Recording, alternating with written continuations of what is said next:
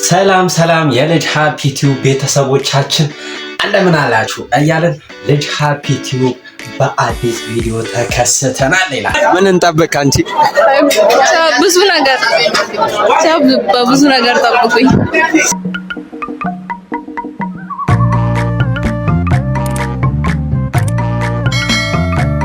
አዳዲስ ቪዲዮችን ወደ እናንተ ይዘን እንመጣለን።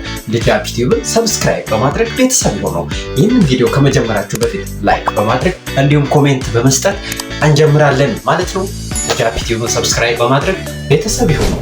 እንግዲህ የ2017 ሚስ ደራሮ እሺ እንግዲህ የ2017 ሚስ ደራሮ ሆነሻል።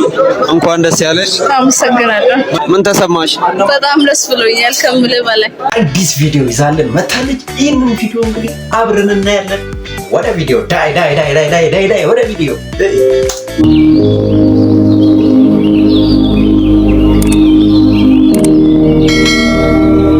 ሚስ ደራሮ ነው።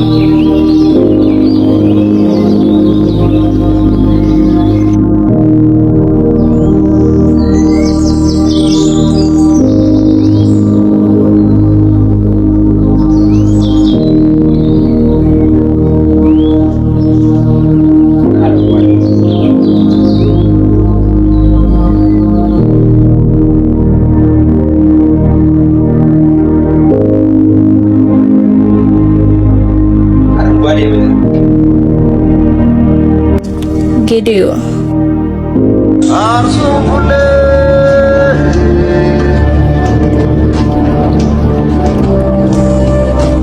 የምድር ተፈጥሮን የማስማማትና የማዋሃድ ጥበብ ላይ የሰው ልጅ እውቀቱን አክሎበት የእጽዋቱን ደህንነት የመሬቱን ደህንነት እየጠበቀ ለራሱ ለእንስሳቱ ብሎም ለአራዊቱ በሚስማማ መልኩ እየተጠቀመበት ይገኛል።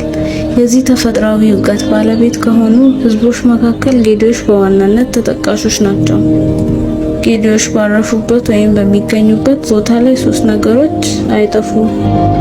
ትላልቅ ዛፎች፣ ቡናና እንሰት። በዋናነት ከጌዲዮ ህዝብ ጋር ያላቸው ቁርኝነት ጥብቅ ከመሆኑ ባለፈ ይህንኑ ማህበረሰቡ ተፈጥሮን በመንከባከብ አንዱ ከአንዱ ጋር ተስማምቶና አስማምቶ በማኖርም እንዲታወቅና መለያው እንዲሆን አስችሎታል።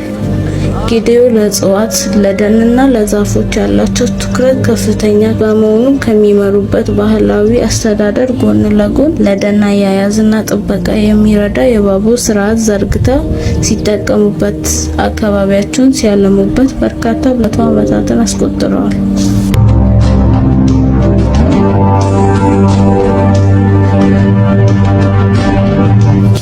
እኔ የ2017 ሚስ ደራሮ ቃል ኪዳን ጌታውን እባላለሁ። ቀጣይ በሌላ ቪዲዮ እስክንገናኝ ደህና ቆዩ።